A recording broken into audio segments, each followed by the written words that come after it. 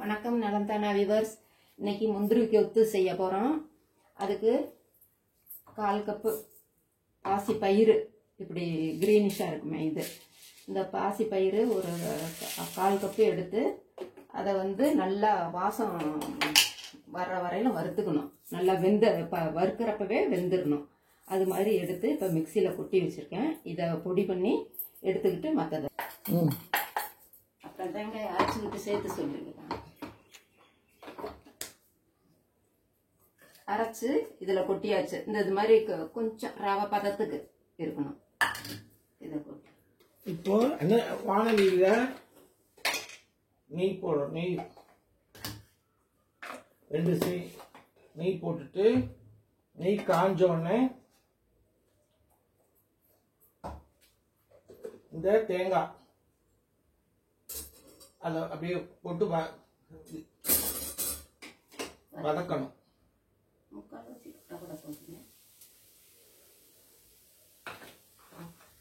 அது பாதி வெந்த உடனே நம்ம அது கூட 1 ஸ்பூன் எள்ளு போடணும். இது பேர் முந்திரி கொத்து. இது திருநெல்வேலி ஸ்பெஷல். இது ருசியாகவும் இருக்கும். ஆக்சுவலாக நம்ம ஊர் சுள்ளியன்னு கூட சொல்லலாம். அந்த காலத்தில் சுள்ளியன் தான் அப்படி கடலைப்பருப்பு, தேங்காய், வெல்லம், ஏலக்காய் வச்சு நம்ம செஞ்சுட்டு தீபாவளி ஸ்பெஷல் அது. இப்போ திருநெல்வேலியில் இந்த மாதிரி செய்கிறாங்க. இது தேங்காய் சைடில் ஒட்டாமல் வரணும். அது வரைக்கும் கொஞ்சம் அப்படி நல்லா பண்ணிட்டோம்னா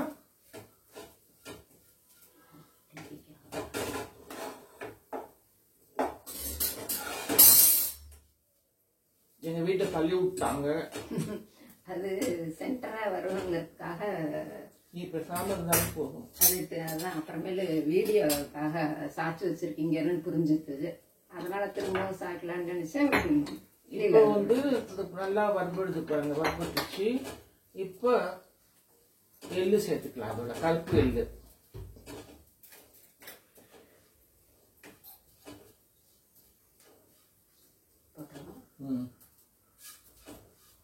சரியா இருக்கும்.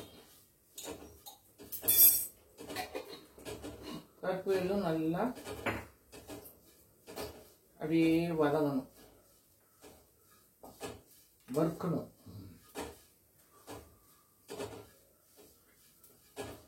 இதையும் இந்த நம்ம பாசிப்பருப்பை பாசிப்பயிரை நம்ம வறுத்து இந்த மாதிரி பொடி பண்ணி வச்சிருக்கோம். அதாவது பொடின்னா ரொம்ப கோர்ஸாகவும் இருக்கக்கூடாது, ரொம்ப சாஃப்டா பவுடர் மாதிரி இருக்கக்கூடாது. ரெண்டுக்கும் நடுவில் நம்ம இப்படி வறுத்து வச்சுக்கணும். இப்போ இது பாருங்க, நல்லா இப்படி வறுத்துட்டே இருந்தோம்னா சூப்பரா வரும்.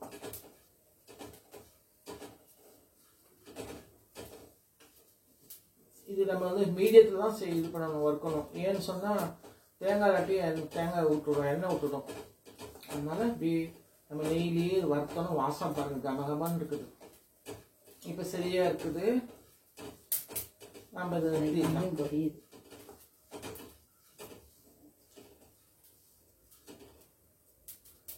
இப்போ இதை ஆஃப் பண்ணிடலாம்.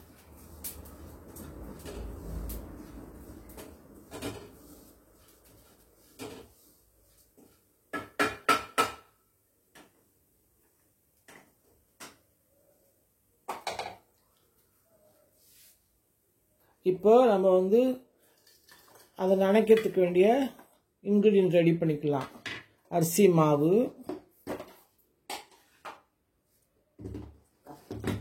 அரிசி மாவு 2 பங்குன்னா மைதா மாவு 1 பங்கு, கொஞ்சம் உப்பு, கொஞ்சம் ஏலக்காய், கொஞ்சம் மஞ்சத்தூள். இப்போ மைதா மாவு 1/4 பங்கு தான். இல்லை, மைதா மாவு 1/2 பங்கு தான் போடணும். இது 2 பங்கு சேர்த்துக்கணும்.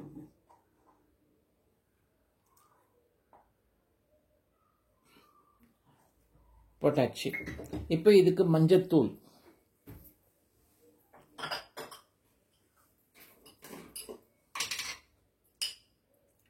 கொஞ்சம் மஞ்சத்தூள், ஏலக்காய் பொடி,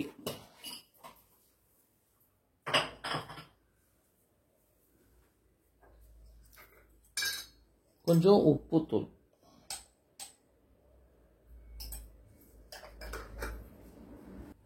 உப்புத்தூள்,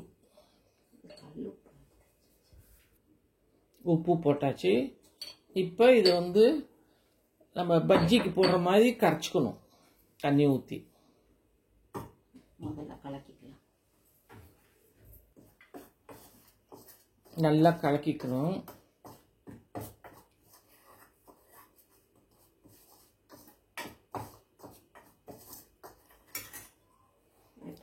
இப்போ தண்ணி ஊற்றி பஜ்ஜிக்கு தகுந்த மாதிரி நம்ம நல்லா கட்டி இல்லாமல் கரைக்கணும்.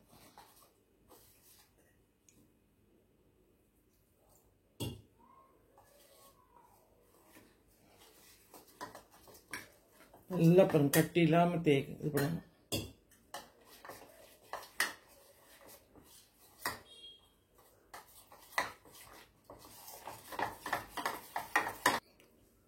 இந்த பதத்துக்கு நீங்க வந்து பாருங்க, எப்படி இந்த பதத்துக்கு நம்ம நல்லா கரைச்சி வச்சுக்கணும். இப்போ மேல் மாவு ரெடி ஆயிடுச்சு. இப்போ நம்ம பாகு செய்யணும். பாகுக்கு அடுப்பு பற்ற வச்சுட்டு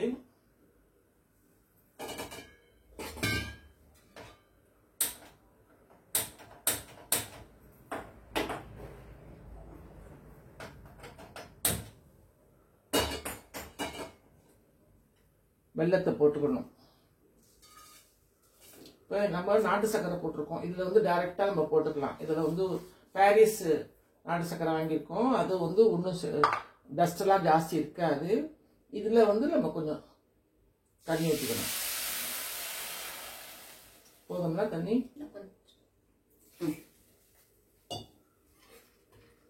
இதில் போட்டுக்கலாமா? இது அந்த கரண்டியை போடணும். கிண்டிகிட்டே இருக்கணும் நல்லா. கிண்டு நல்லா கரைஞ்சி கம்பி பதத்துக்கு வரதுக்கு முன்னாடி நமக்கு வந்து உருண்டை பிடிக்கிற மாதிரி பாகு வச்சுக்கணும். கம்பி பதம் வரணும்னு அவசியம் இல்லை.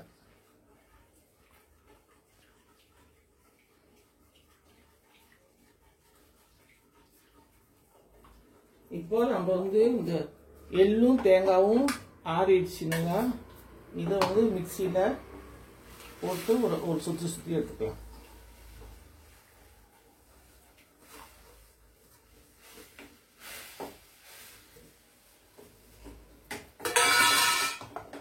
இப்போ பாருங்க கொதிக்குது.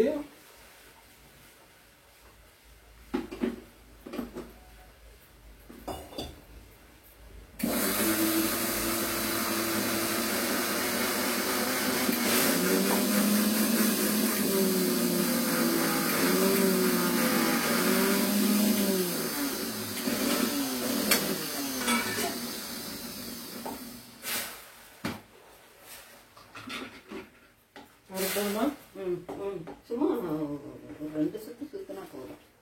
இப்போ ஸ்பூன் வேணுமா? இப்போ இதில் போட்டுக்கலாம். இந்த பாசிப்பருப்பு தூளில் இதை போட்டுடலாம். போட்டு இதை அப்படியே கலக்கிட வேண்டியதுதான். கலக்கி நம்ம வந்து ஒரு உருண்டை பிடிச்சிக்க வேண்டியதுதான். இந்த பாகு இருக்குல்ல, அதை எடுத்து ஊற்றி ஊற்றி பிடிக்கணும் உருண்டை. ஒரு கல் உப்பு போடலாமா ஸ்வீட்டுக்கு? வேண்டாமா? இதுக்கு வேண்டியதில்லை, எல்லாம் நல்லா. ஆமாம்.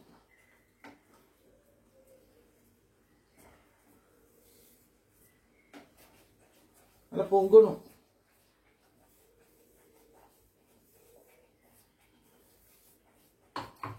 இது நல்லா கலக்கிக்கணும். நல்லா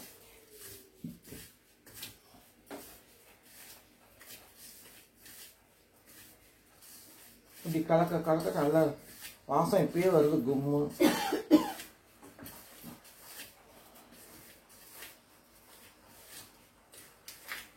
ஆக்சுவலாக சுழியோ மாதிரி தான் இருக்குது. ஆனால் திருநெல்வேலி சைடில் இது வந்து முந்திரி கொத்து அப்படின்வாங்க. நம்ம சிங்கிளாக போடக்கூடாது, 3 இப்படி கொத்தா அதில் நினச்சி அப்படியே எண்ணெயில் போட்டு எடுக்க வேண்டியதுதான். அதனால முந்திரி கொத்து.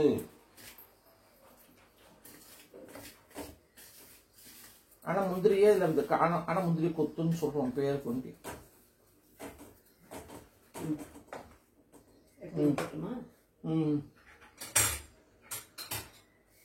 இப்போ பாகு ரெடி ஆயிடுச்சு.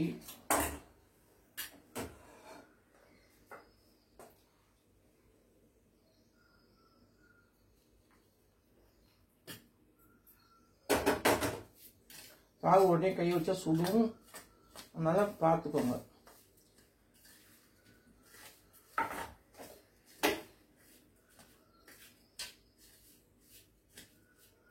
நல்லா அப்படி கொஞ்சம் ரொம்ப இலகிரும். அப்புறம் சரியா இருக்கும்னு நினைக்கிறேன். இல்லை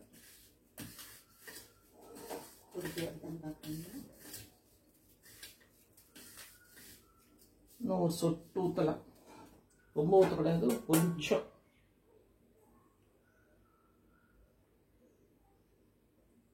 போதும் போதும்.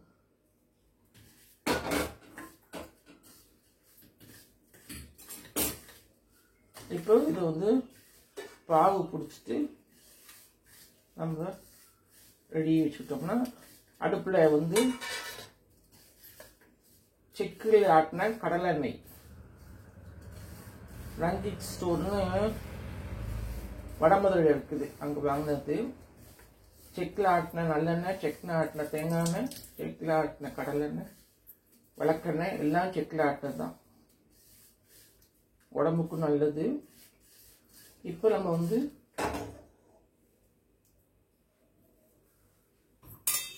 உருண்டை பிடிச்சிக்க வேண்டியதுதான். நல்லா பாருங்க, பிடிக்க வருது பாருங்க, ஊரில் ஜம்முன்னு பிடிக்க வருது பார்த்தீங்களா, பாருங்க கரெக்டாக வருது. இந்த மாதிரி பிடிச்சிக்கிட்டு நம்ம இதில் நினச்சி நம்ம அதில் போடணும்.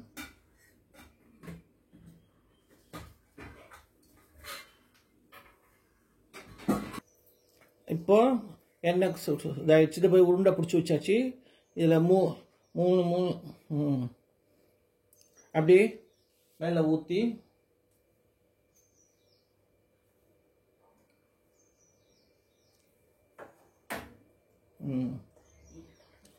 அப்படி போட்டு புகை வந்துருச்சு.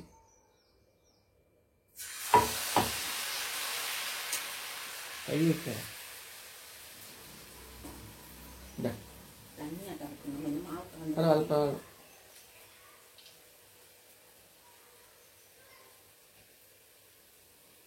இப்ப போடுறாங்க.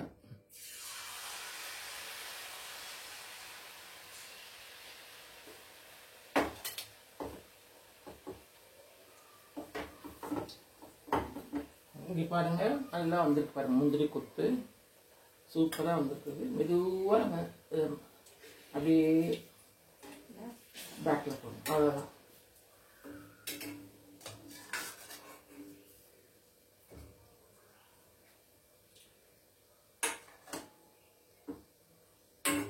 ஹைலே வைக்கக்கூடாது, சிம்மிலேயே வச்சு நம்ம செய்யணும்.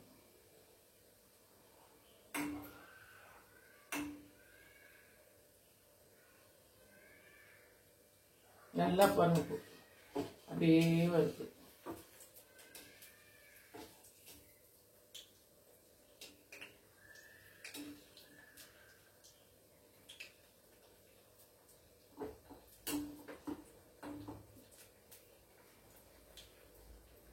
இது வந்து திருநெல்வேலியில தான் ரொம்ப ஃபேமஸ். இது முந்திரி கொத்து முந்திரி கொத்து நிறைய பேர் இந்த இதை செய்யறாங்க. ஆனா ரொம்ப சுலபம் செய்யறதுக்கு, ரொம்ப சுலபம். ஈவினிங் ஸ்நாக்ஸ் மாதிரி நம்ம சாப்பிடலாம். பாசிப்பருப்பும் சத்து உள்ளது.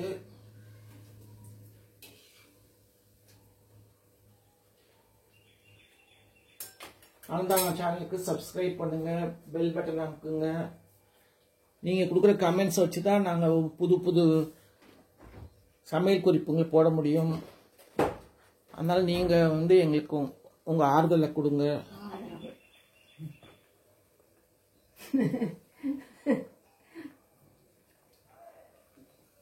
வேற ஒரு வீடியோவில் உங்களை பார்க்கலாம். பாய்.